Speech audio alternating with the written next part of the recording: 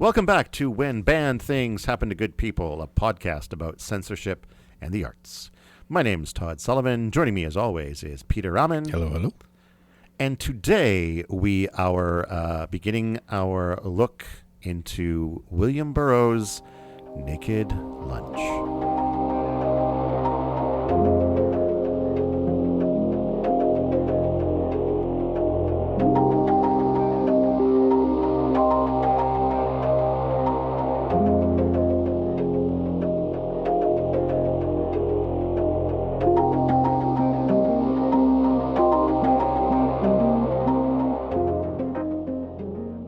And because we're recording remotely, I am sitting in my home office completely naked in order to bring some justice and truth to this.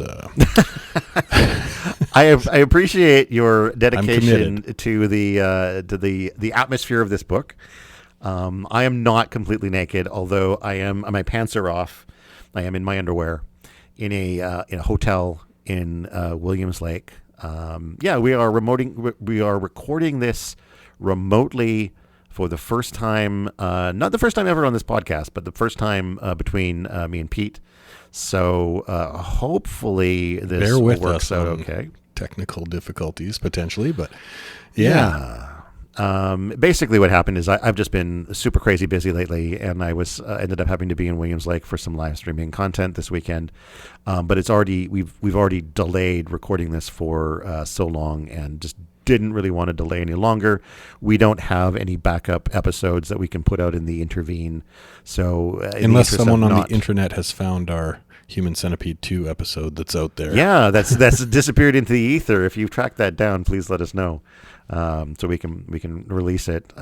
We are talking about going back and I would like to re-record that sometime during the summer. Yeah. And try to get a few, like three-ish episodes kind of banked for situations like this.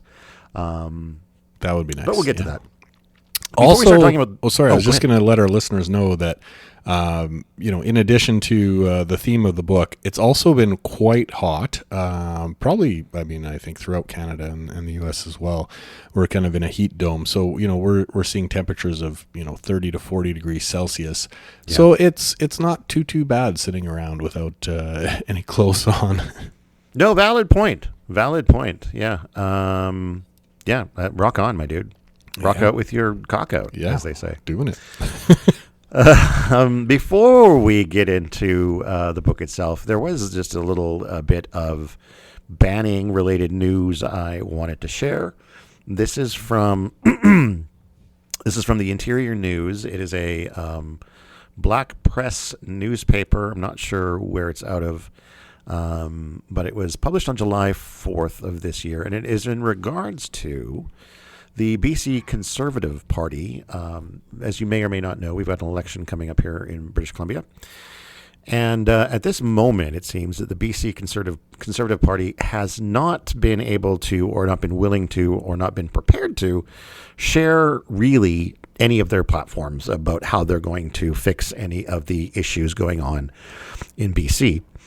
What they have felt they can share is that if elected, the BC Conservatives would strike a committee to review all school textbooks and literature to ensure they are neutral. Ooh, don't like which that. Which is a fun thing to think about. It shouldn't be about indoctrination of anything, whether that's environmental or whether that's political or whether that's sexual, Rustad said. And this is, I'm going to look earlier in the article to see who this Rustad fellow is, if he's cited at all. John Rustad, isn't that a... Is it John Rustad? I feel like isn't that the leader right now? It maybe is. As the article states, this means the BC Conservatives are not yet ready to say what they would do about housing costs, grocery bills, or healthcare, but they are all ready to send committee members into school libraries looking for things they deem inappropriate. Wow. I mean, priorities, people. Wow. Yeah, and it's a little disturbing, honestly. That's frightening. I guess, on the potential plus side, it might increase our listenership if these books end up getting banned in BC. But I would prefer not having to see our province make that kind of sacrifice in the interest of our subscriber numbers. So yeah, I think there might be better ways for us to increase our listenership. But and also there's a multitude of problems that are far more pressing to address than the literature. Yeah, then I mean, kids getting their hands on books like terrible our kids books go to like, school so few hours a day now. Mm-hmm. And the school, there's so many fewer days in the school year. Like when do they think kids are going to have time to read these books at school anyway? Like what's even the point of banning this material or trying to ban it? Like maybe focus on just getting more time and hours into the education system to, educate our kids. Like anyway. Well, it's obviously because reading a book will make you gay. So they say. Yeah. It's a well-established scientific. Yeah, just like remember how video games would make you violent. Yeah, and then they actually did some real studies and found that it's kind of the opposite. By getting your aggression out, you're less violent in real life. Yeah, and maybe actual LGBTQ literature is actually helpful to LGBTQ children in that it allows them to see themselves and understand their struggles in a better sense. Yeah. But in order to accept that, you would need to, accept the essential humanity of LGBTQ people and their identities. Yeah, that's and not acknowledge really that, a right-wing a lot of people just don't want to do. Yeah. Okay, so now with that depressing news out of the way, let's talk about Naked Lunch. Let's start with my apology to you for suggesting this book, because this has not been a remotely easy read for me, and I think you have expressed the same. Yeah, it is a challenge, and we've come off of obviously the Madonna book, not a challenging read. Not a challenge. No, I was, as I was reading this book, I have been thinking how grateful I am for that little palate cleanser between one pretty challenging book and this incredibly challenging book. I will say though that looking back to the read of Beloved, that was challenging more in a like chronological and information perspective. This book is challenging in that regard as well, but also because it's written in the sense of like a drug trip.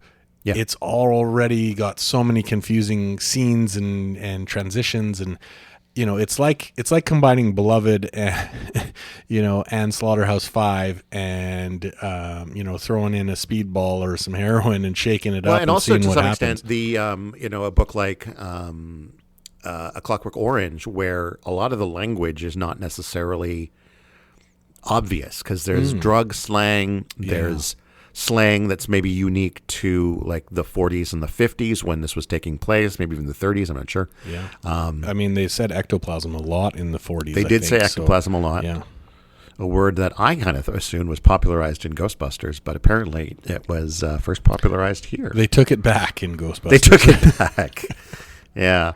And then, but I also want to say that I kind of love the prose of this book.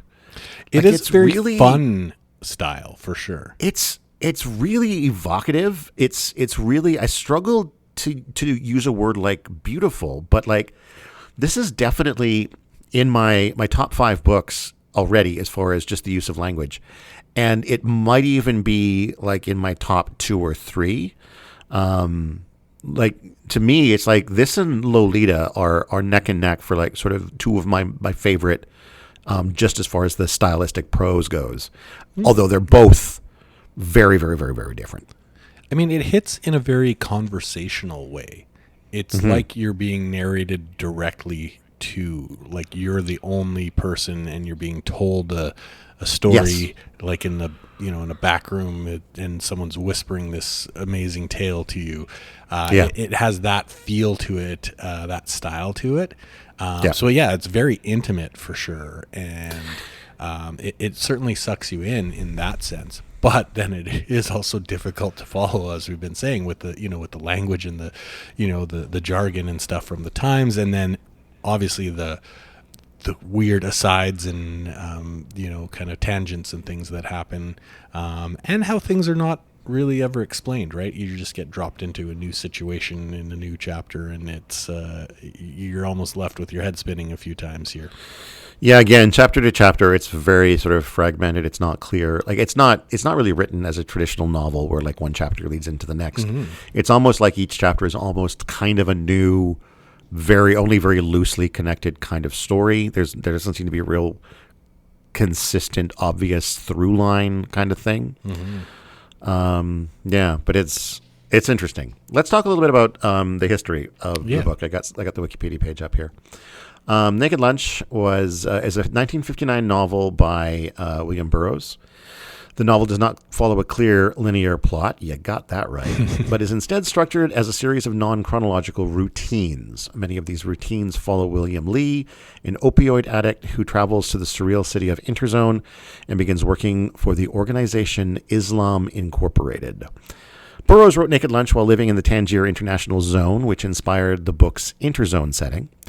There he witnessed escalating tensions between European powers and the Moroccan nationalist movement, which are reflected in Interzone's fictional political struggles.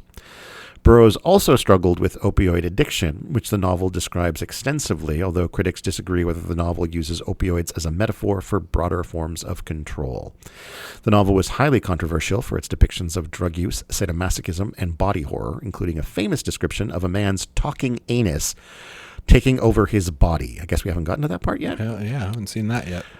The book was considered obscene by the U.S. Post Office, the state of Massachusetts, and the city of Los Angeles, each leading to separate legal challenges. Wait a second. The Post Office is allowed to ban books? Or object to them? That's interesting. Yeah, so I guess in that case, it would be... Because they would be shipping them? Yeah, because this was originally published in Europe. This was not published in the U.S. originally. Oh, okay. So they would have to be shipped in. So it would be shipped in. Yeah, and I think it's similar in Lolita that way. Lolita originally was published, and actually some of like Henry Miller's stuff and stuff like that had to be published in Europe. Well, that makes sense. Henry Miller was in France, right? I think so. Yeah. In the Massachusetts, maybe we can read one of his books at some point. That'd be a good one. I think I have I have one of the Tropic books at this point. In the Massachusetts trial, now recognized as a landmark censorship case, defense attorney Edward de Grazia called writers such as Allen Ginsberg, John Ciardi, and Norman Mailer to testify to the book's literary merit. Although the court initially ruled the book was in fact obscene, this decision was overturned by the state Supreme Court, which allowed the book to be sold. So yeah, that's not today's Supreme Court. Not today. No, God, no. Oh, there you go. Yeah. So, in 1957, Allen Ginsberg submitted the Naked Lunch manuscript to Olympia Press, which had a reputation for publishing controversial novels such as Tropic of Cancer and Lolita. Olympia rejected the manuscript, arguing that it was inaccessible and lacked structure, which I would not argue with. Ginsberg then sent the manuscript to Irving Rosenthal, editor of the Chicago Review. Rosenthal published excerpts from the novel in the Review's spring 1958 and autumn 1958 issues. Jack Mabley, a columnist for the Chicago Daily News, publicly criticized the Chicago Review for publishing obscenity. In response, the University of Chicago insisted that material from Burroughs and Jack Kerouac could not appear in the upcoming winter issue. Irving Rosenthal resigned from the Review and founded a new literary magazine with Pete Carroll called Big Table, which published the suppressed material in its first issue. Mm-hmm. So I just want to let's shout out Irving Rosenthal, man. Good on you for being, fuck you if you won't publish it. I'm going to start my own fuck magazine and publish it myself. That's how you got to do it. And then, do you want to hear a little bit about the post office hearing? Yes, for sure.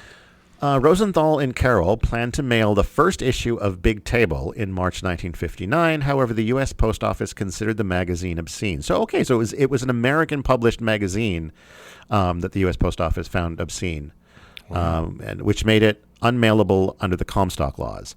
On June 4th, 1959, the Post Office launched a formal hearing over Big Table's obscenity, with a particular focus on Burroughs' 10 episodes from Naked Lunch and a short story by Jack Kerouac titled Old Angel Midnight.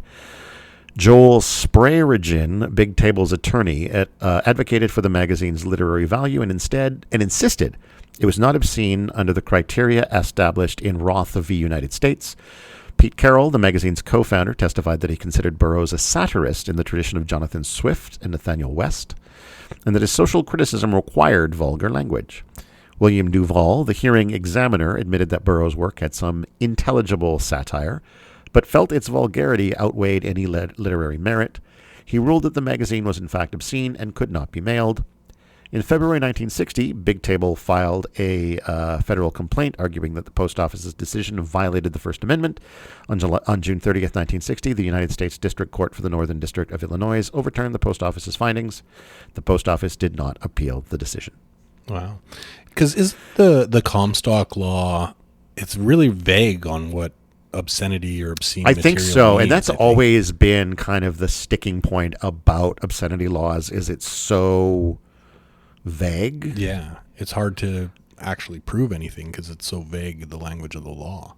Yeah, and on top of that, anything in the U.S. that is going to mingle with the rights of the First Amendment gets tricky as well. Yeah. I do recall, I don't know if it's the Comstock law, but I remember hearing at one point, a legal establishment where it's like, it might have been about pornography, where it's like, you know it when you see it. Yeah, that's part of the, I think, the first case tried under the Comstock law. So yeah, that's sorry, that they couldn't understand that, like, people are going to differ greatly on what they consider obscene. Is kind of, I guess it's not that surprising, because it wouldn't be the first time that, like, a court has made a bad decision. Yeah.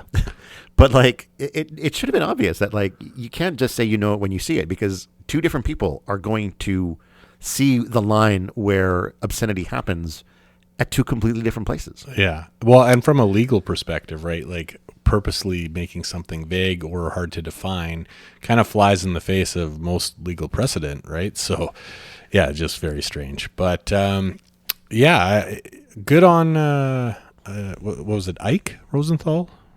It was,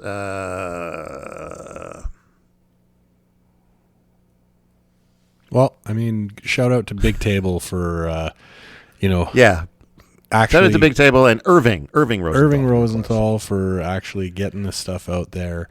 I mean, as challenging as it is to at read, a time when it was super challenging to get that done, and you had the law in your face, and and obviously he had a number of obstacles in getting it done, not the least of which was his initial magazine job. He had to leave and create a new magazine to get it done, and the post office is like, hang on just a minute, and so he had to take it to court. I think a lot of times we take for granted the amount of access to questionable material that we have, especially at a time when we're looking at conservative parties trying to crack down on what is available in schools, especially. But, like, who knows if it's going to stop at schools? Schools are the first step, right? Schools are absolutely the first step. Yeah. But, like, it's refreshing to remember that there have been, and hopefully moving forward will continue to be, people who are willing to, take these steps and potentially, face these legal challenges and put their careers on the line over, a work that they felt was valid and important. Mm-hmm. Yeah. Imagine being a subpar writer and trying to get something out there, and it's just like, I'm sorry, the artistic merit just isn't there. Well, that's the thing. Like, as long as somebody believes in it, though, right? Like, because, as I said, like, what is obscenity is such a different line for every person. And so what the post office didn't like, obviously, old Irving Rosenthal thought was worthwhile and was willing to fight for it. So, All right, let's talk about the book itself. Yeah. Do you wanna start us on this way, or? Well, why don't you start? Because I've made it a little further into the book, so I can maybe try and kind of keep it going as we get to that point. And yeah, I mean, it starts off simple enough. So let's get into New York City here. Right. So the first chapter is called "And Start West." This is, to me, like this is the first notes that I took, and it says it's a very jumbled chapter about life as a junkie.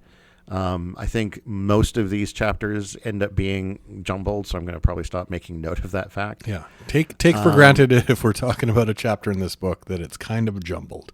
It's probably kind of jumbled, yeah. In this first chapter, it's just sort of it tells the story of William Lee, who is the narrator and arguable protagonist of the story. Just kind of going about his life in New York. The police happen to see him with like the spoon and the dropper that he drops, so they chase him down into the subway where he gives the police the slip. Yeah, and a real movie style, train. Yeah, hop in the thing. Yeah. He runs into a few other junkies. They go off to buy some heroin, and they get their hands on a Studebaker, and they decide to head west. There's also, in full disclosure, I have up a study guide on this book to help us parse what's happening, because it is very hard to do just from reading. I don't know. I should have done that. That would have been helpful. I only just started looking at this last night, and yeah, it's helped me in a lot of cases. It just solidifies kind of what I already kind of sensed was going on, but was really struggling to articulate. We do meet a few people in his circle here. There's the Gimp, who is killed by a hotshot in Philadelphia, and we learn what a hotshot is, which is it's a bit of heroin that's been tainted with. Is it strychnine, I think, or is it something like that? Arsenic. Strychnine? Yeah.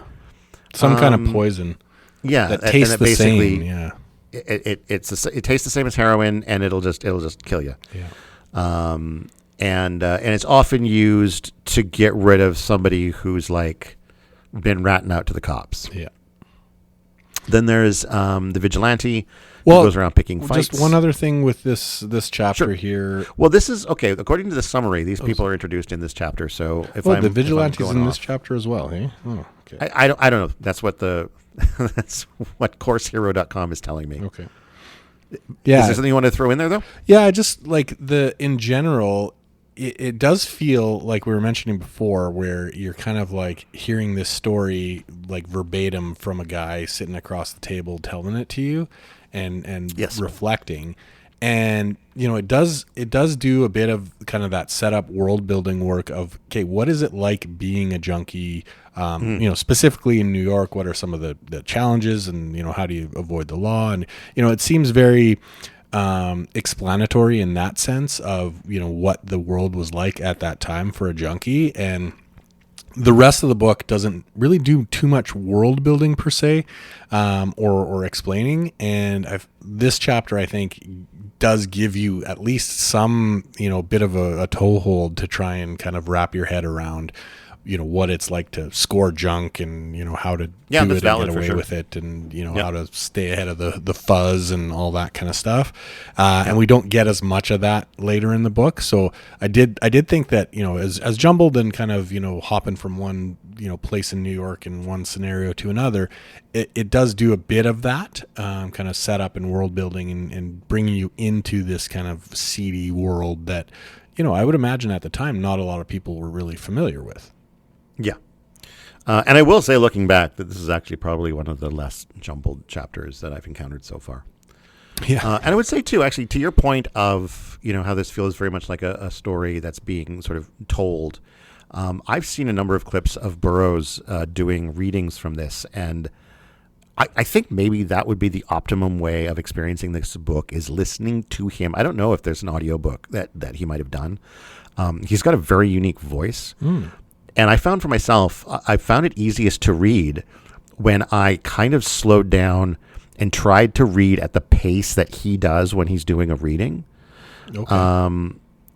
Because he does read kind of on the slower side, and it becomes a more, I think if you race through this, you don't catch anything.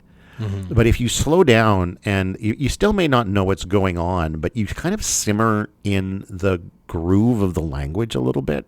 Yeah. Yep. And I think that's a better way to experience it. Well, I will say that I didn't read it fast. It's not a slow go, but yeah, I think because it is so conversational, is that you do get into, not wanting to rush through it and treating it more like speech, right? And so I think for me anyway, I gravitated more into that pace of just talking, right? Where you're not speed reading or trying to just get through it. That and some of the stuff you're kind of like, you kind of scratch your head and go, okay, what does that word necessarily mean in this scenario? Yes. But yeah, I think it naturally maybe lends itself to that rhythm. So I agree with you that it, if I had heard his reading pace, that might have been even more beneficial just to get into the groove even more. Yeah. Another thing that I found interesting in this chapter and in future chapters is this way of taking heroin with a dropper. Mm-hmm. Most people think about using a syringe, and that whole sort of put the wrap thing around your arm and pull it tight and get the vein to pop and inject it. But what seems to be done more often in this book is using a dropper and then a needle, like a pin, mm-hmm. to puncture the vein, and then you essentially just dropper it into the hole. Yeah.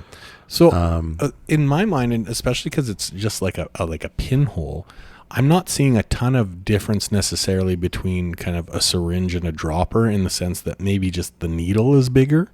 Because I think, if you're picturing like a cough syrup dropper or something like that, that's not going to work with a pinhole, right?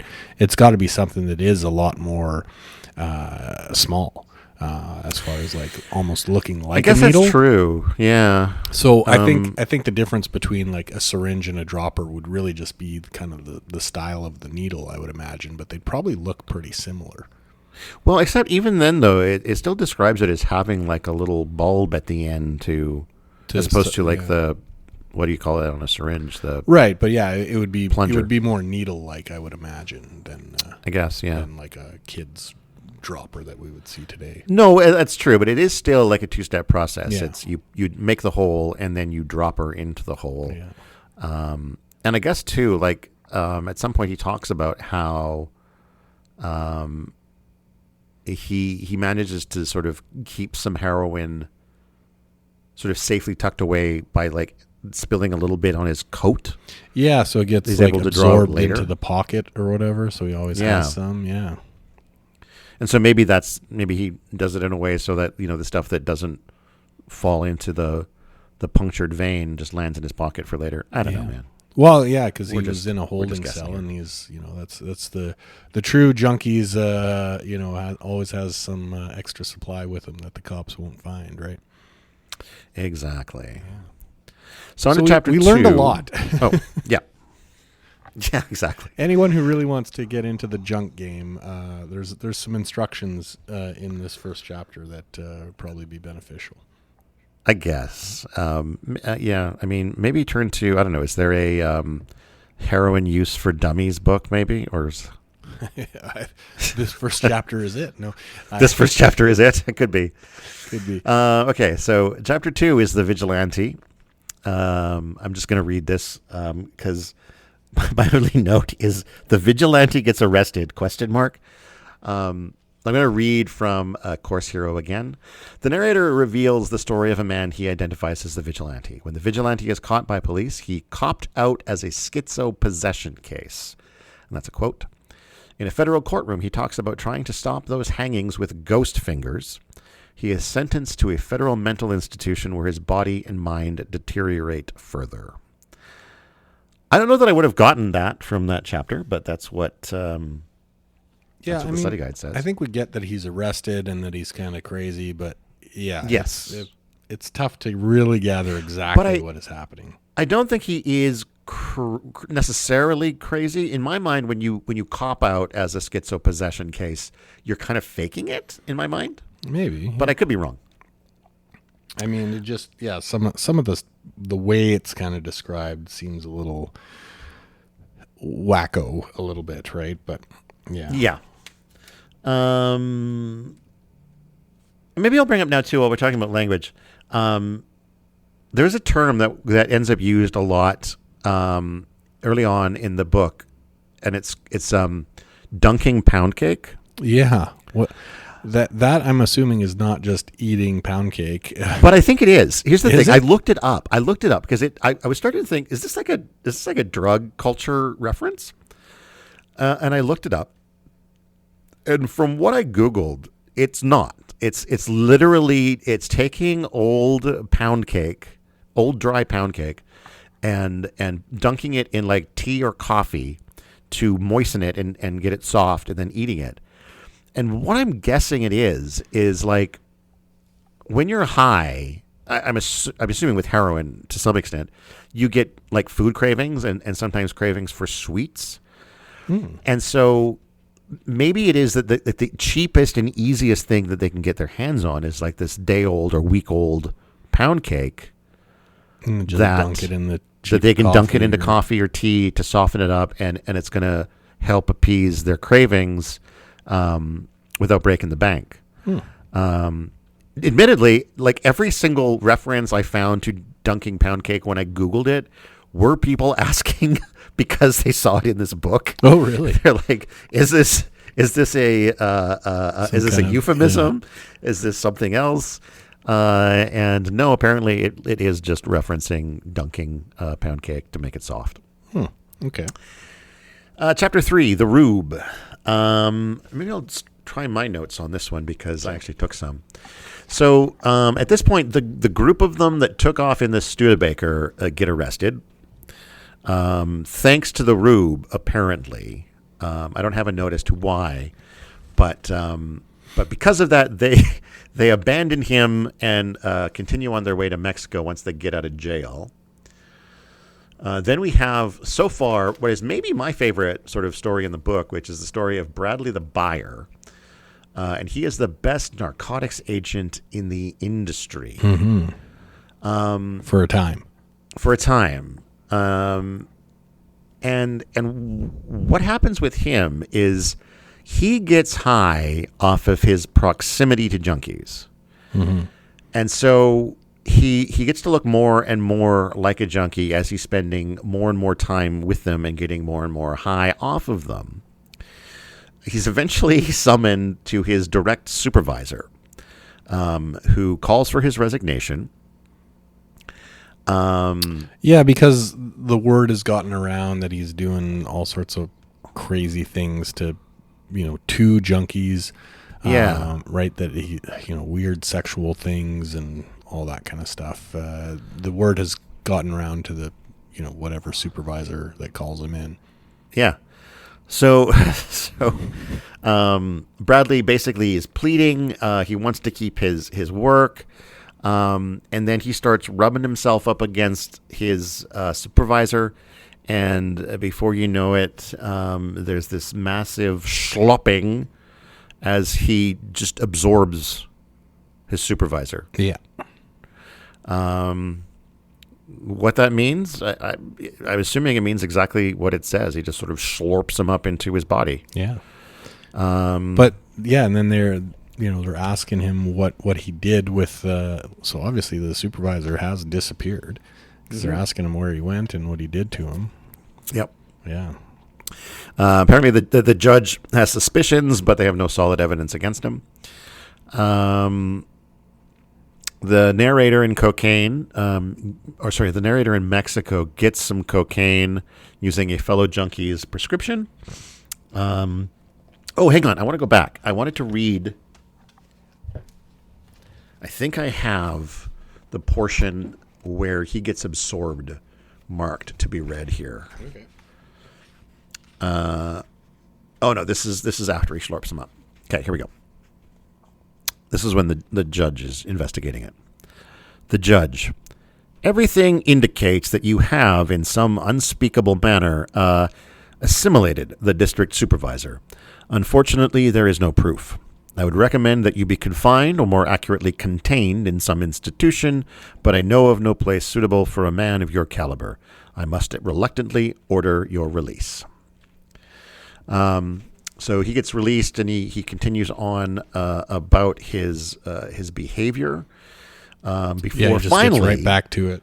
Finally, he is caught in the act of digesting the narcotics commissioner and destroyed with a flamethrower. The court of inquiry ruling that such means were justified in that the buyer had lost his human citizenship and was, in consequence, a creature without species and a menace to the narcotics industry on all levels. Yeah, I like that, on all levels. So on all to law levels. Enforcement and to the users. Exactly. Narrator makes it to Mexico, gets cocaine. And what are NEMBYs? Did you look that up? NEMBYs? Yeah, I did. There's something about he wants some PGs and some NEMBYs. There's like some interesting terminology. Do you have a spelling on that I can quickly Google? Maybe that's a bit later on. Oh, maybe. This was a little bit earlier. Oh, I think I got it. Yeah, a quart of PG and 100 NEMBYs. Yeah, it is a barbiturate. A slang term for the barbiturate Nembutol, which is, oh my God, this is just like Wikipedia is almost. Oh, this is a Wiktionary. It's a trade name of pentobarbital. Okay. So yeah, there you go. All these crazy drug nicknames that I'm not cool enough to know. That's right. Yeah. That's probably for the best. Where'd my thing go? And then we hear the story of June, a prostitute whose pimp is one of those vibration and dietary artists who makes his women follow his belief. He smokes marijuana and is very puritanical about junk. The narrator smokes with him but quickly freaks out and runs away. And then a year later, the narrator hears that Jane is dead. Mm-hmm. Chapter 4. Now, here's where it starts to get more jumbly, I would say. Yeah. So at the start of this chapter, Lee goes to a Dr. Benway, attempting to convince him to join him and work for something called Islam Incorporated. Mm-hmm. Which is not explained exactly what that is. Not explained.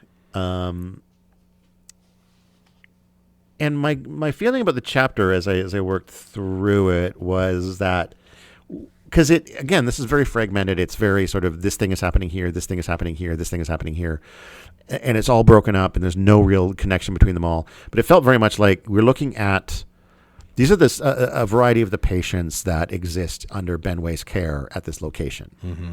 Was my takeaway. And that seems to be what this Course Hero document. It says that as well. Well, I mean, basically, he seems kind of a bit mad scientist-y too. This Dr. very much, Benway, right? He's very much running this reconditioning center or something like that. Something like that, yeah. And he's got some interesting methods of treating people. Yeah, there's a point later in the book where he attempts to resuscitate somebody, I think, with a toilet plunger, which is an interesting scene. Yeah. Well, one of the things that he says about deploring brutality and torture, but these are the times that you got to do it. Like, you're just like, well, yeah. I don't really like to, but for the science, I guess we're going to torture these people. Like, sometimes you just gotta. Yeah. As the narrator tours Benway's facility, the reconditioning center on RC in Freeland, he discovers these treatments are a kind of torture in themselves. He administers experimental and hallucinogenic drugs to the subjects, inducing conditions such as catatonia, schizophrenia, and depression. He uses psychoanalysis to cause subjects to forget their own identities. Benway performs sloppy and unnecessary surgeries. Benway also lures his subjects to take part in various sexual activities as he studies homosexual behavior. Mm-hmm. Near the end of the tour, Benway discovers the electronic brain controlling the facility went berserk and released all the inmates. Benway and the narrator escape in a helicopter. The narrator describes the chaos he sees on the ground below, including gang rapes and other violence. Freelance tourists demand asylum from the anarchy. Meanwhile, the Chamber of Commerce urges calm, claiming the violence stems from only a few crazies who have, from the crazy place, outbroken.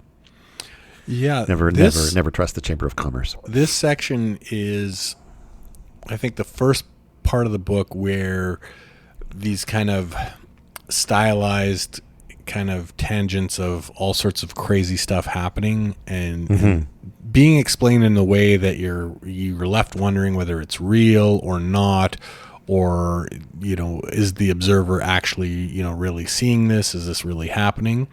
This I think for me anyway was the first point in the book where I'm like, okay, have we now stepped away from reality? Not just in like a I'm twisting things a little bit, but is this just kind of sheer like drug trip and none of this is happening, or is this really like a crazy scene that is supposed to be real?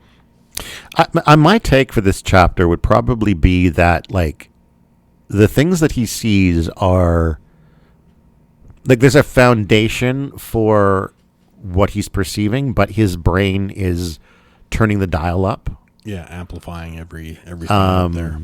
Yeah, so it ends up becoming, crazier and crazier and crazier in his own mind as he's observing these things.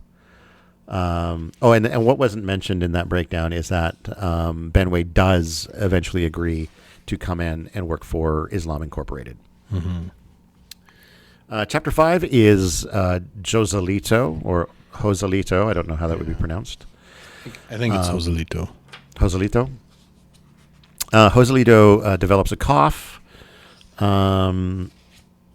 He's described as actually the first sentence is something like Joselito, who wrote bad class-conscious poetry, began to cough.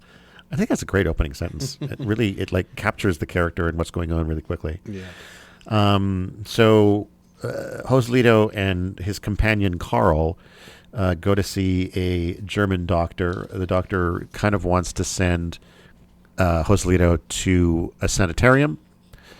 Joselito sort of asked the doctor, because I guess there's this difference at this area between, sanitarium treatments and chemical treatments. I assume chemical treatments are like drug treatments or something of the like. I think so, yeah. And it sounds like Joselito would probably prefer chemical treatments, because when he's told he's going to be sent to the sanitarium, he's like, well, what do you doctor think of chemical treatments? And the doctor's response is to point out the modern facilities in his office, including the bath and the water and the flowers, which doesn't really answer the question. The doctor also gives Carl a note to pass on at the sanitarium, which he does. He passes it to a commandant or something there at the sanitarium, at which point, the dude starts sort of like typing something up, and Carl sort of drifts off and hallucinates images of decaying buildings and menacing jungles, and the way strewn with broken condoms and empty H-caps and KY tubes. Mm-hmm. He talks nonsense about his furniture as boys pass the sanitarium, calling out Joselito's name. That's a mix of my notes and Course Hero. Because my notes end at, I just had 3 question marks at the end of my notes for this chapter. This is another kind of chapter where it doesn't seem to really relate to the main story arc. No, it's just I don't kind think of we've this heard of aside. either of these people before. Yeah, and then at least in up to the first kind of 100 pages, we don't really see them again either, right? It's just kind of this weird aside with some characters that we don't ever hear from again. Well, maybe we will. Who's to say? But it's this is the kind of stuff that makes it tough to follow, because it's kind of like, well, is this important? Do I need to remember this for later? These characters are heretofore unknown, just show up and then kind of fade away again as we kind of veer back into what would be considered more the main arc. Yeah, and there's no kind of, to me, like obvious like revelation or message or metaphor for, that little chunk. It's just sort of an odd little aside that I wasn't, anyway. Yeah. And there's more of those in the book where you just get these little snippets of some other person's life, and have no idea how it relates to anything. So, It's like on some level, I would almost say that this book is kind of like a vibe book. Like, to try to break it down into like a plot summary, I think is, even though that's exactly what we're trying to do, I think it's a mistake. I think that's not the way to approach this book. I think it's really about just sort of dwelling in it and like feeling the vibe and like, again, the language is so evocative that it really, you feel grimy in some of these chapters just from the word choices and the word use. Yeah, I get what you're saying in terms of like it still fits within the world. These characters are junkies and drug users, and they're experiencing something maybe different, and yeah, you're brought in to really get the feel of it rather than make sense of it. I get that, but it does make it a challenge to try and figure out what's going on. That's for sure. But you do get steeped into the world in all of these little asides, right? They're all just kind of building up this world of, what it's like to be a drug user and, meet with shady doctors and have to go here and do this. And, everything is a little bit of a learning experience of, what it would be like in that world. And, you also, it's written in a way that it flows almost stream of consciousness a little bit in places as far as the writing. Oh, yeah, so definitely, yeah. You get that hard to follow kind of experience that almost makes you feel like you're on drugs or something like that just reading it, because it's so kind of all over the place. So yeah, I get that, but yeah, it does make it kind of stand out when it doesn't relate to any of the characters that we've already seen. Yeah. So next chapter, The Black Meat, has some of my favorite sequences so far. In this, we meet the sailor, who's at the start, he's hanging out with a shoeshine boy in a cafe, makes a little joke about the quality of the kid's veins. He's like, if I had veins like that, boy, I'd have a good time. Yeah, yeah. A man named Fats Terminal comes in and sort of gives Sailor a little wink, a little motion, it's business time nod. Yeah, and they negotiate a delivery, which is apparently, it doesn't say this at the time, but is for something called the Black Meat. So Sailor, he leaves, heads to what they call the plaza, I think. Yeah, and then in this chapter, I think it's really our first view of the interzone street area life or city or whatever, right? Because this is okay. So we are back after some technical difficulties. Watch my computer shut down. Ran like a bunch of updates, so we should. It's clearly been a while since you did an update.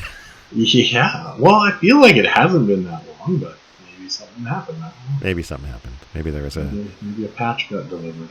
Maybe a patch got delivered, right? Hopefully we can, edit in such a way that it's not noticeable. But in case I can't, apologies. We're back. We're about to talk about mugwumps.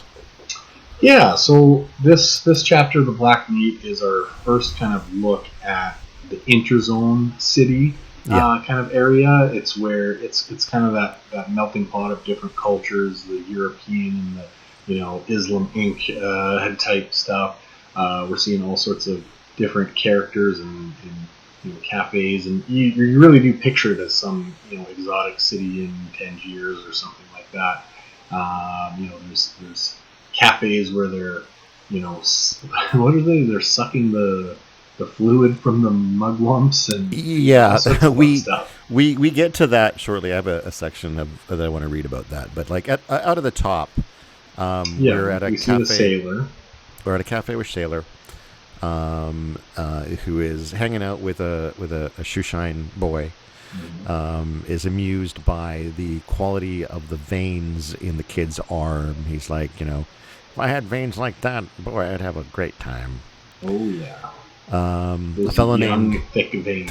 Those young, thick, right at the surface veins. They're not hiding for any reason. Easy to tell. Yeah, I think he kind of like fondles the veins. He does. He reaches down into his like elbow and is like touching the veins and is all like, "Oh boy." A fellow named Fats Terminal arrives at this cafe and makes a little motion to Sailor to come in and sit down. So Sailor goes over, sits down. They sit in silence for a while, and then finally they negotiate a delivery that Sailor is supposed to be doing. Yeah, and we don't really know what they're talking about. Right? He wants 20 tubes or something, or the tubes are his payment. And he wants 20, and he's like, "Well, I can do 30 or something like that." And it's kind of confusing. As well. Yeah, he wants an advance, so he gets one tube for free up front or something like that as he's walking out. And it seems to be a crazy kind of drug when he takes it. Right? So he breaks open this tube and there's black gas. This is a section that I wanted to read. Okay. So this is Sailor. He's just left the cafe and he's sort of entering the plaza. The Sailor drifted down into the plaza. A street boy was shoving a newspaper in Sailor's face to cover his hand on the Sailor's pen. The Sailor walked on. He pulled the pen out and broke it like a nut in his thick, fibrous pink fingers. He pulled out a lead tube. He cut one end of the tube with a little curved knife. A black mist poured out and hung in the air like boiling fur. The Sailor's face dissolved. His mouth undulated forward on a long tube and sucked in the black fuzz, vibrating in supersonic peristalsis, disappeared in a silent pink explosion. His face came back into focus, unbearably sharp and clear, burning yellow band of junk searing the gray haunch of a million screaming junkies. This will last a month, he decided, consulting an invisible mirror. Yeah, I like that section as well. It's just very interesting. What we were talking about before about kind of that juxtaposition of reality versus the drug that sort of vibe. Hazy, and so in reality he's taking a drug, right? But the descriptive prose really puts you in his state of how he's experiencing this black fuzz, and it's just wild. There's all sorts of stuff like that that just really puts you into kind of the other side, or the non-sober side of how this would be experienced. Now, what I'm not sure of, just because it doesn't actually label it as such, is whether what he's just consumed is the black meat or not. Mm-hmm. Well, I feel like because there's a section later on that kind of describes a bit of the black meat. So when he goes to the next kind of cafe, which is the Mugwump Cafe, and that's where he gets the fluid from the tip of the mugwump penis. Some people do, yeah. The reptiles do. The reptiles gather it with the weird. I have a log section I want to read from that. Yeah, and but the black meat itself is described as something that is eaten and then vomited and re-eaten until. Right. They describe it as like tainted cheese. Yeah. So I feel like it's a little different from the black so this drug. Obviously the Sailor has an addiction to something else, or his drug is a different thing than the black meat, and so he's participating in this black meat trade in order to get paid in whatever it is that he's consuming, the black fuzz. Yeah. So he enters what's called the Meat Cafe. Where we encounter mugwumps for the first time, and now I'm going to read a description of them, because this is one of my favorite sections. On stools covered in white satin sit naked mugwumps sucking translucent colored syrups through alabaster straws. Mugwumps have no liver and nourish themselves exclusively on sweets. Thin, purple-blue lips cover a razor-sharp beak of black bone with which they frequently tear each other to shreds in fights over clients. These creatures secrete an addicting fluid from their erect penises which prolongs life by slowing metabolism. In fact, all longevity agents have proved addicting in exact ratio to their effectiveness in prolonging life. Addicts of mugwump fluid are known as reptiles. A number of these flow over chairs with their flexible bones and black-pink flesh. A fan of green cartilage covered with hollow erectile hairs through which the reptiles absorb the fluid sprouts from behind each ear. The fans, which move from time to time, touched by invisible currents, serve also some form of communication known only to reptiles. During the biennial panics, when the raw, peeled dream police storm the city, the mugwumps take refuge in the deepest crevices of the wall, sealing themselves in clay cubicles and remain for weeks in biostasis. In those days of gray terror, the reptiles dart about faster and faster, scream past each other at supersonic speed, their flexible skulls flapping in black winds of insect agony. The dream police disintegrate in globs of rotten ectoplasm, swept away by an old junkie, coughing and spitting in the sick morning. The mugwump man comes with alabaster jars of fluid, and the reptiles get smoothed out. The air is once again still and clear as glycerin. Yeah. That is some of the an example of what I mean when I talk about how the quality of the writing in this. Yeah. And this weird, perverse kind of poetry that it has. Yeah, I mean, it's beautiful and nonsensical. Yeah. And interesting and tough to follow. Yeah. All at once. Exactly. And yet you still get the sense that, if you were on the drug, you might understand it, fully. Maybe, yeah. Yeah, it's just really interesting. But it can be tough to wrap your head around it. Right. So here, he wanders up to a worker here. A sailor goes up to him, and this guy is described as being sort of very, very, very slow, kind of moving and slow to think. So the sailor waited an hour before the creature picked up his presence. He asks any eggs for fats, which I guess is... Yeah, it was eggs. He wanted 20 eggs. Code phrase for the black meat, I think. And then it took 2 hours for the reptile to raise 3 pink, transparent fingers covered with black fuzz. And then here's another little description I wanted to read. This was about the black meat eaters. Mm-hmm. Several meat eaters lay in vomit, too weak to move. The black meat is like a tainted cheese, overpoweringly delicious and nauseating, so that the eaters eat and vomit and eat again until they fall exhausted. Sounds like a real fun drug. What that does, to an extent, I think, that does feel like the description of how it is to take a lot of different drugs. Like, you just take it until you're, like, so fucked up that you vomit. Mm-hmm. And then as soon as you're well enough, not well enough, but like sort of clear-headed enough to realize you're not high anymore, you just do it again. Yeah. That is the cycle. Or part of it. So yeah, that's the end of... That's the black meat. The black meat. Next we have the hospital, which, we see Dr.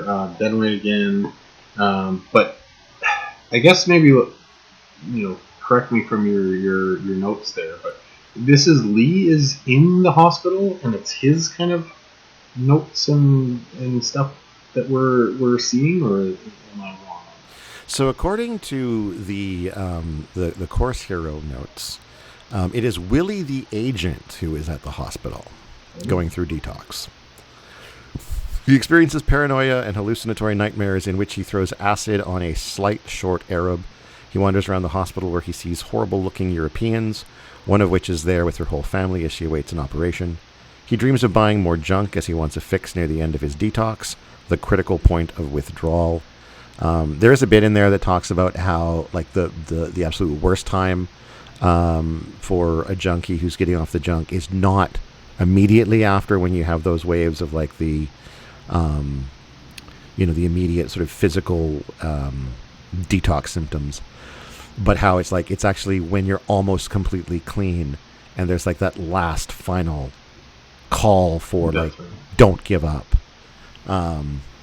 which I thought was an interesting observation from someone who wouldn't have necessarily assumed that, because I'm not a former junkie. Yeah.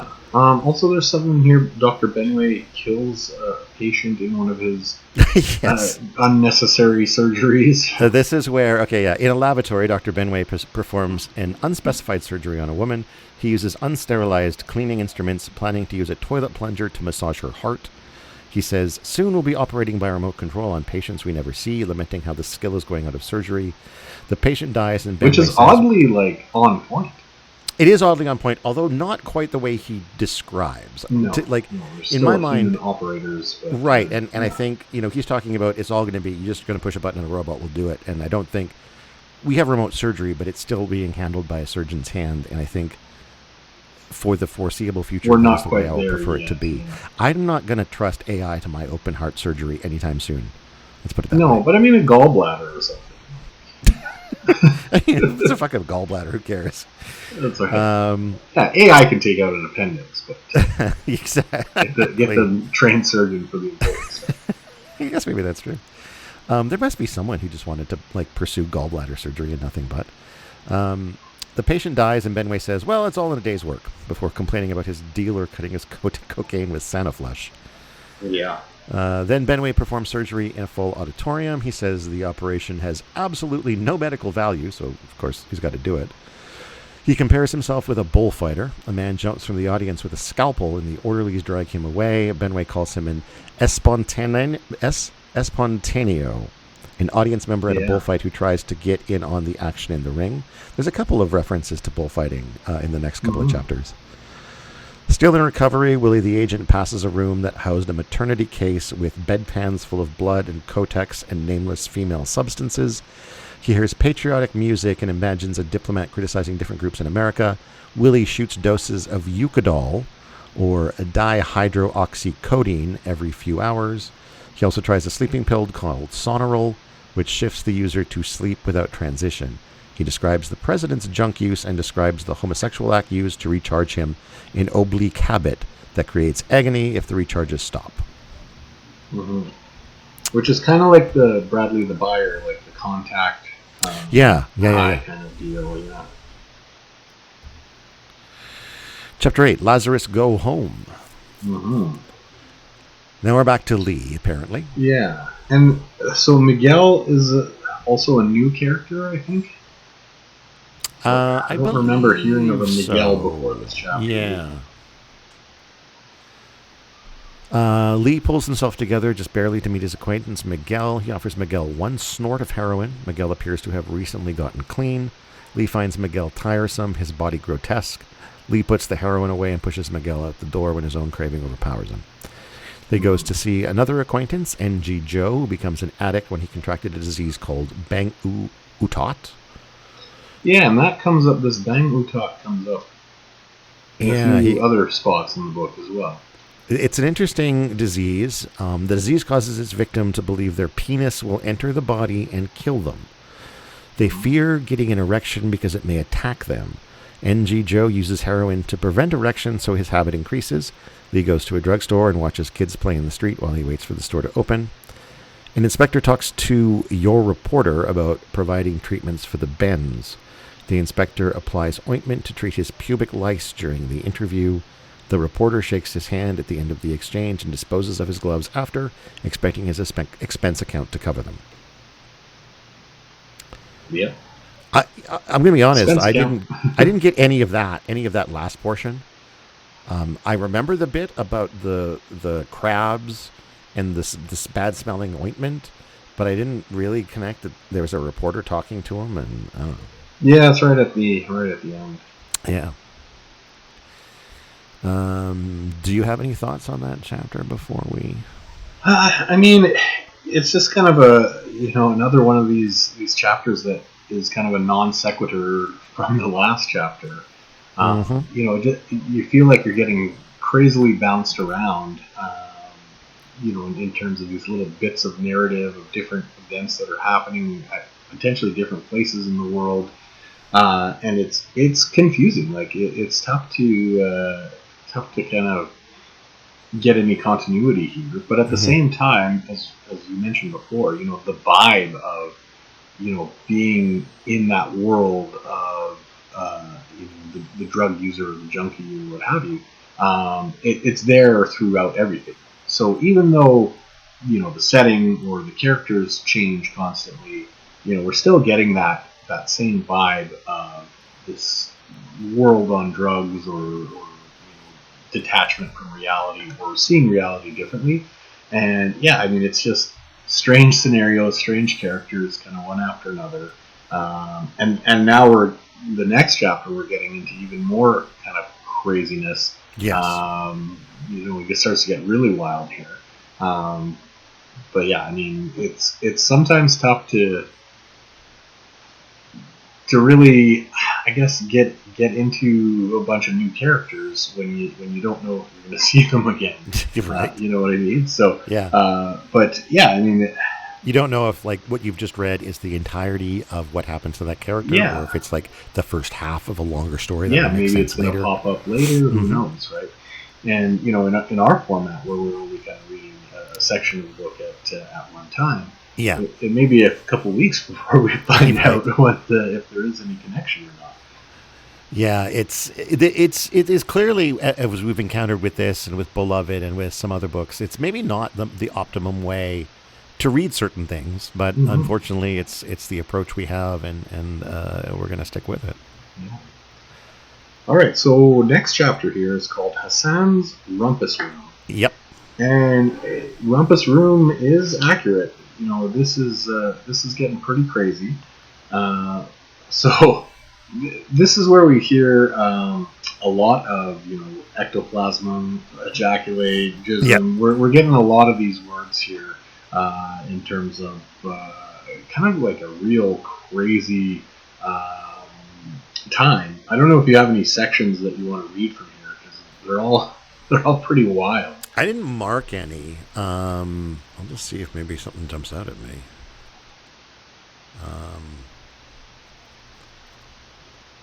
Yeah, let's see. See what's even. A Near East mugwump sits naked on a bar stool covered in pink silk. He licks warm honey from a crystal goblet with a long black tongue. His genitals are perfectly formed, circumcised cock. Black shiny pubic hairs. His lips are thin and purple-blue like the lips of a penis. His eyes blank with insect calm. The mugwump has no liver, maintaining himself exclusively on sweets. The mugwump pushes a slender blonde youth to a couch and strips him expertly. Stand up and turn around, he orders in telepathic pictographs. He ties the boy's hands behind him with a red silk cord. Tonight we make it all the way. No, no, screams the boy. Yes, yes. Cocks ejaculate in silent yes. The mugwump parts silk curtains, reveals a teak wood gallows against slighted screen of red flint. Gallows is on a dais in Aztec mosaics. The boy crumples to his knees with a long, oh, shitting and pissing in terror. He feels the shit warm between his thighs. A great wave of hot blood swells his lips and throat. His body contracts into a fetal position and sperm spurts hot into his face. The mugwump dips hot, perfumed water from alabaster bowl, pensively washes the boy's ass and cock, drying him with a soft blue towel. A warm wind plays over the boy's body, and the hairs float free. The mugwump puts a hand under the boy's chest and pulls him to his feet, holding him by both pinioned elbows, propels him up the steps and under the noose. He stands in front of the boy, holding the noose in both hands. He does end up hanging the boy. Mm-hmm. While having sex with him. And that's just the start of this. And that's just the start of the chapter. Yeah. To continue from Course Hero, the orgy escalates with various characters engaging in increasingly creatively depraved acts, including a mass hanging. Eventually, a horde of lust-mad American women arrive on the scene demanding sex. AJ brings out a sword and decapitates the American women as he assumes a pirate persona. He calls in 1,000 rutting Eskimos who copulate with the corpses. Hassan kicks him out of the rumpus room. Mm-hmm. That is some rumpus. And AJ gets banned from the rumpus room. That's true, yeah. Apparently. But this chapter was, I think, so far by far the most kind of sexual of all the chapters. I mean, we've seen before scenes of rape or kind of especially in the recovery center escape. Yep. But this here is just kind of a wild ride throughout. I mean, there's more stuff coming up that's pretty wild, but this was on more of a massive scale involving a lot of people. Yeah. And I think the assumption here, I guess maybe check your notes there, but that this is also in that Interzone city. I mean, it just has that vibe that it's, kind of anything goes kind of area. But yeah, just I would assume so. a very wild chapter, especially coming off a lot of just kind of like the junk talk and the some of the hospital stuff, and then we get into this wild, like, hey, here's hundreds of people just partaking in this stuff and crazy sexual depravity. Yeah, just a bit of a turn, I guess, from where where I thought the book was kind of going, which was more of a kind of just a view of the seedy underworld and the Interzone, and now we're seeing this crazy rumpus room orgy. Yeah, and it does seem like that was in the Interzone. Yeah. Chapter 10, Campus of Interzone University. Interzone University features an assortment of barnyard animals milling around as male students sit on park benches in front of a lecture platform. The professor arrives on a bicycle and opens with a story about his sexual activities the night before, and then recounts a series of other sexual experiences. The professor instructs the students to show him their penises to ensure they are all biologically male before they are admitted to university. The professor encourages them to behave in dominant ways as baboons do. He delivers a rambling speech about the rhyme of the ancient mariner, a poem by Samuel Taylor Coleridge, and how talking is more important than listening. He offers the students buckets of pearls poured into a feeding trough as they rush forward to eat them. Yeah, again, another one that's kind of out of left field in the sense that, who's this professor, this university? It's in the Interzone area, but what is this? How did we get here? Why are we, and like the professor is kind of funny. Just how you would picture kind of like an old windbag professor rambling on about stuff in front of a class. Obviously with a little bit more of a kind of sexual bent. Mm-hmm. But yeah, I mean, it plays out as, when you picture it in your head, as a pretty funny scene. Like it's quite comedic. But again, out of left field. Like we've never seen this character before. Yeah. Are we going to see him again? Who's to say? But still that same vibe of living in that kind of drugged dream world. But funny. Like this is probably one of the funniest chapters so far. Yeah. Yeah. So next chapter is AJ's annual party. Right. So AJ, I guess. Oh yeah, the great slash. Seen him before. Yeah, but it starts with. I mean, essentially, it's like a movie night. Is essentially what's happening. But it's a porn movie, right? Yeah. Yeah, but it's blue movies. So the movies are pretty intense. Yeah. So we have these characters. Well, first there's like a real guy called the Great /2 Bitch. Yeah. And he kind of like gets the party started. Yeah. And then what does he do? He shoot out his monocle. Oh yeah, he shoots out the monocle and it like flies off like a boomerang and then comes back and lands in his eye, and then he like pirouettes into the darkness or something like that. You want me to read that section? Yeah. Let's see here. Have you got it? Do you want so this is AJ here talking. He points to a red velvet curtain 60 feet high. Lightning rends the curtain from top to bottom. The Great /2 Bitch stands revealed. His face is immense, immobile, like a Chimu funeral urn. He wears full evening dress, blue cape and blue monocle. Huge gray eyes with tiny black pupils that seem to spit needles. Only the coordinate factualist can meet his gaze. When he is angered, the charge of it will blow his monocle across the room. Many an ill-starred actor has felt the icy blast of /2 Bitch's displeasure. Get out of my studio, you cheap four-flushing ham! Did you think to pass a counterfeit orgasm on me, the great Slastubich?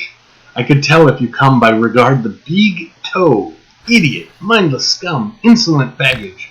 Go peddle thy ass and know that it takes sincerity in art and devotion to work for Slastubich, not shoddy trickery, dubbed gas, rubber turds and vials of milk concealed in the ear, and shots of yohimbine sneaked in the wings. Yohimbine, derived from the bark of a tree growing in Central Africa, is the safest and most efficient aphrodisiac. It operates by dilating the blood vessels on the surface of the skin, particularly in the genital area. Slastubich ejects his monocle. It sails out of sight, returns like a boomerang into his eye. He pirouettes and disappears in a blue mist, cold as liquid air. Fading. Hey, you did a great job reading that. I love that. Yeah. So, this is just kind of the start of the party. And then we get into the on-screen, like the movies. So yeah. We've got kind of a weird threesome. Is that the first one? Yeah, so according to Course Hero, there's Mary, Johnny, and Mark. Yeah. They have sex with one another, partly with the assistance of an artificial mechanical phallus called Steely Dan. Mm-hmm. Which, fun fact, this is where the band got their name. Oh, really? Yeah, they took it from this book. They hang one another from a gallows in mid-coitus, then Johnny sets himself and Mary on fire. The film cuts to show Johnny and Mary alive and having sex in a room before their bodies disintegrate in green explosions. And then they come out and take a bow or something. Which I think is that in the movie, or do they come out in real life? Like they were. Oh yeah, so that wasn't super clear. It continues. The scene shifts to the Beagle, who takes heroin. The narrative describes a surreal sequence which involves a plane and a burglar. An old man talks about his sex life in younger years, among other memories. A sheriff displays a young man whose penis measures 9 inches before hanging him. The boy chases a screaming fag down the midway before the gay man jumps into an arcade and has sex with the black man. Mary, Johnny, and Mark appear at the end of this blue movie to take a bow, ropes still around their necks. Yeah. Which is weird. I mean, it makes it seem like the movie was kind of more of a play that had been filmed. You're right. Take a bow, it was an odd, but yeah, that's the party. That's the movie night at AJ's. Yeah, I mean, another wild ride. I don't know why they don't make porno movies like that anymore, honestly. I mean, probably budget considerations. Probably, yeah, that's true. Most porn films don't have a big budget these days. I think it was halfway through that chapter that is as far as I've made it. So, okay. Just so you know.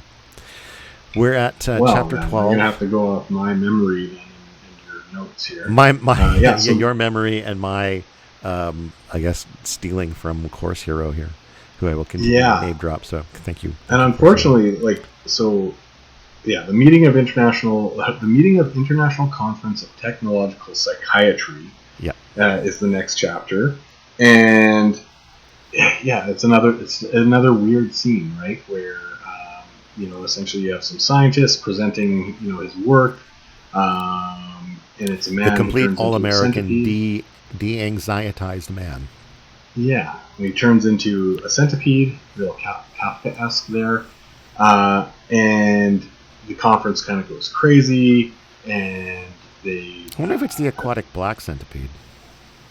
Maybe. Could be a black meat generator. Yeah, right. I mean, it's a black centipede. All it has to be on top of that is aquatic.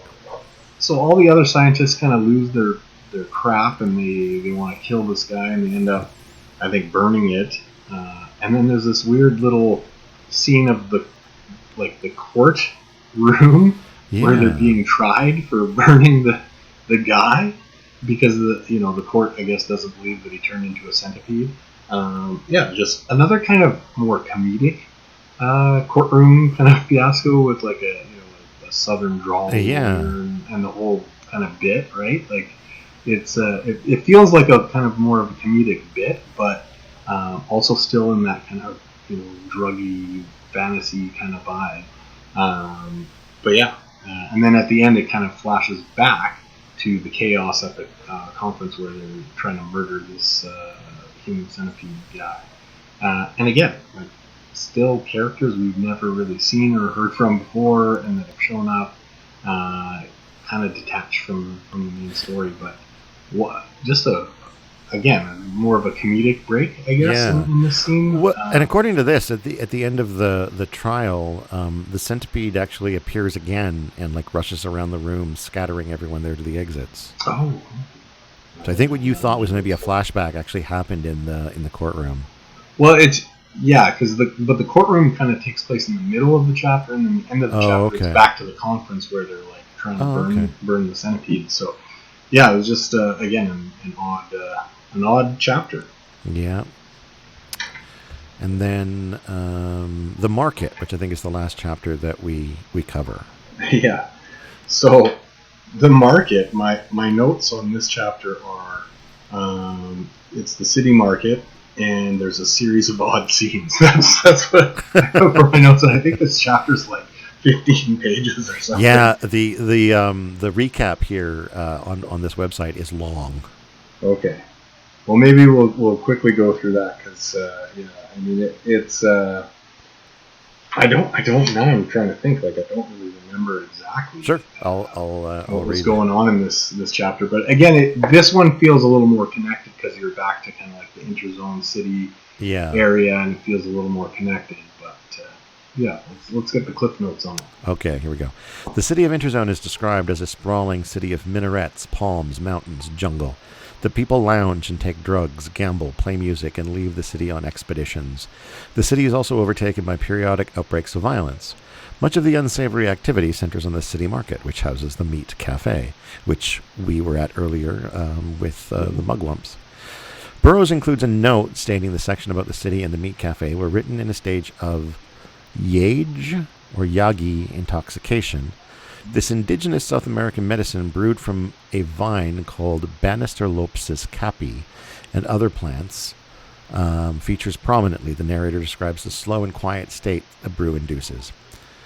The narrator relates a story about the use of yagi as a tool for divination. A few residents worry a medicine man named Zuptotol will identify a killer, but they make plans to declare him incompetent. What follows is a string of short tales of outlandish and outrageous natures from several sources, apparently agents of Islam Incorporated. Clem and Jody fall in line next to a funeral procession through the market. They carry their own coffin inscribed with the words, "This was the noblest Arab of them all." A pig wearing traditional Arabic garb falls out of Clem and Jody's coffin. Jody describes having sex in zero gravity and the possibility of indirect conception. She goes on to tell a story about AJ using a water gun full of semen for this purpose. Mm-hmm. In a retelling of a court hearing, AJ's attorney defends him against the accusations of the plaintiff. He says the woman is preparing to emulate the Virgin Mary, denying AJ's involvement. Well, I do remember one thing about that where the semen that he had in his little water guns that he was squirting women in the crotch with was not his own. So when it came down to the court cases, they couldn't prove paternity because he used some other semen. So they had nothing to kind of like pin him on. That was his way of getting I already around. want to read this chapter now. I'm sad I didn't get to it. Yeah, again, there's especially the little court scenes, because now there's been 2 or 3 kind of court scenes that we've seen pop up in the book. Right. They're all very comedic in terms of like you just picture like a real schlocky TV show courtroom kind of cast, right? And yeah, again, this is the same kind of thing. Your Honor, you can't prove anything because they're not his kids. Like Night Court, as if written by William Burroughs. Yeah, exactly. Okay. The scene shifts to a sort of performance by a fruity old saint who argues with or about Jesus Christ, the Buddha, Mohammed, and Confucius. He dismisses each religion in turn. In each case, he presents a parodic monologue characterizing the prophets and deities as conmen. This diatribe ends suddenly as he decides to have his stomach tucked, and this is followed with commentary on that procedure. A vignette about homosexual encounters, presumably in Interzone, is followed by details about how people of low social status are used for sexual degradation. Next, AJ tells the story of a man who gives his son money to go get a piece of ass from a prostitute. Yeah. The boy returns with the woman's ass, which he cuts off her body before having sex with her. A serial killer was born. Clem relates the story of a woman named Iris, half Chinese and half black, addicted to dihydroxyheroin. She is one of Dr. Benway's experiments, surviving on tea, the drink, not marijuana, and brown sugar. Iris claims her private parts are grotesque, but Dr. Benway denies anything is wrong with her. Yeah. And that's what the notes are for that chapter. Yeah, and I mean, aside from it really being centered in Interzone and having, I guess, a few recurring characters, it's again, still in that vibe of the world, but just that series of vignettes of, just not super interconnected stories. And in this case, it's all kind of happening in just one chapter. Yeah. Whereas previously we've kind of had separate chapters to do that, and here we're kind of getting a whole rush of stuff, which I get it. It's the chapter's called The Market, so in theory we're seeing a bunch of different things all happening in the same area. Right. But yeah, again, not shedding a lot of clarity on where we're at in the story, aside from the fact that we're still in Interzone. Yeah. Or Panorama City, I guess, is the place in Interzone that everybody. Okay. I don't know if I've seen that, or if I have seen it, I didn't make a note of it. Yeah, I think it's right at the start of the chapter that they say it's Panorama City Market or something like that. Oh, well, then I didn't make it to the Market chapter yet, so I wouldn't have seen that bit. Yeah. And this ends pretty much, I think exactly on page 100 or 101 or something. Yeah, pretty much. So for kind of roughly 200 pages here, it's about the halfway mark. Mm-hmm. So this is like the best book I've read that I've had no idea what was going on so far. I'll second that. I mean, we've already talked about it, right? The prose, the language, the fluidity of the book. It's easy to comprehend the writing.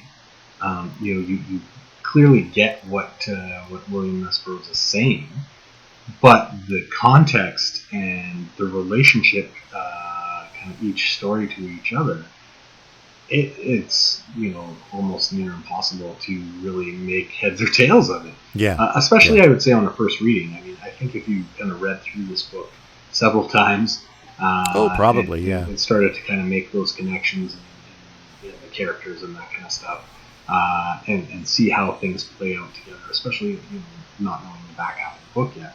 But for a first read through, it's tough to really make sense of how it all goes together. Yeah. It's easy enough to understand each scene. And I think, when we're talking about artistic merits, we really do get a good kind of picture of what it's like in kind of a junkie's head, or in the mind of someone who is dealing with addiction, and how, reality comes and goes. We can't maybe trust everything that's happening. Mm-hmm. Things are not interconnected. We wake up in one spot, we go to bed in another. Things are, time periods, places are shifting. It feels very much like, it's emulating a kind of a wild drug trip. For sure. Or that kind of life. So, it makes sense from that standpoint, and draws you in, I think, from that standpoint. Mm-hmm. But it certainly doesn't make it easy to follow or connect anything to each other. But then, I mean, as a guy who hasn't, I definitely haven't read much in regards to sort of like the analysis of this book, or, how to approach the book. Maybe that's part of it. Maybe you're not really supposed to have a real clear understanding of what's going on. Like, maybe that's part of the beauty of it. I don't know. Yeah, I think so. Like I said, it's, and you said this as well, the vibe of being in that world of drugs and addiction and all the weird, crazy things that can happen, or that people do or get drawn into doing. It captures that really, really well. And, it's definitely a book that, if that's the ultimate point, then it's doing that really well. Yeah. But on top of that, as we both mentioned, it is really well written. I mean, it's like you're in a conversation with someone who's lived it. Yeah. And he's just kind of telling you story after story kind of thing, and it's like, wow, that's unbelievable. Wow, that's really, and then that happened. Wow, and it just lots of interesting stuff, and everything's different. Like parts are funny, parts are grotesque, parts are very sexual, parts are very kind of more technical in how to do drugs or use drugs or that kind of thing. And yeah, it's all over the map. It's a crazy parts beautiful are about mess. Like a dunking pound cake. Yeah, I kind of want to try dunking pound cake. Yeah. But yeah, I mean, I can see why, when we were talking earlier about the artistic merit and how, appeals maybe succeeded. I think there is a good amount of validity to that, in that, this book really does capture the essence of kind of that world. And it does it in a way that it kind of draws you in, despite, like you said, not being able to really understand everything that's going on from moment to moment, or connect chapter to chapter. And that's, I'm sitting here talking about it, I still don't really understand how he was able to write like that and accomplish that. But he did, and it's been enjoyable so far, even though it can be a bit of a challenge, to try to figure out what's going on. Yeah, totally. All right, well, if you're still here, thank you for listening this far. We will be back, hopefully, in about 2 weeks with the back half of our look at Naked Lunch.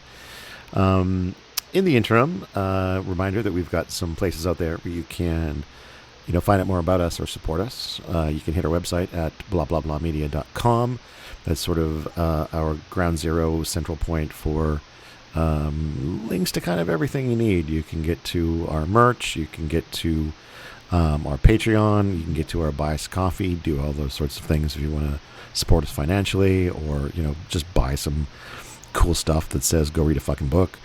And honestly, we're just we can use the comments and feedback. We love that kind of stuff as well. So yeah, absolutely. If you don't feel like supporting, just send us a word. Yeah, the weird thing about podcasting is that, to me, I'd love to have a better connection with the audience that we have. And I would love to hear their feedback on the books that we're covering, the hot takes and the cold takes that we have, sharing their own opinions on these works. If you happen to think that, Naked Lunch is an incomprehensible piece of garbage that we shouldn't be wasting our time on, we want to hear those things. So, go to our Facebook page. Email us at badthingshappen@gmail.com. If you just want to sort of, leave a comment on an episode, you can do that. The comments are on at Podbean, as well as probably other podcast platforms. The podcast is now available on YouTube as well. So if you want to, leave comments there, that's a great place to do it as well. And maybe we'll film one time and get it up there. Probably when we're wearing more clothes. Hopefully, when we're wearing more clothes, unless maybe we'll start an OnlyFans for these sorts of podcast. naked podcasts. And we are planning on filming. We have a plan to do a video game in the near future, which we will potentially do a live stream via Twitch of the actual recording of the episode as we do the gameplay. But then we'll also have a video recording of that afterwards that we can share and maybe even put on Patreon to coerce people into giving us $2 a month or something. Yeah. Exactly. Anything else you want to share before we get out of here? No, just that if there is a little bit of a gap in the middle of this, I apologize. I had some technical difficulties on my end, but.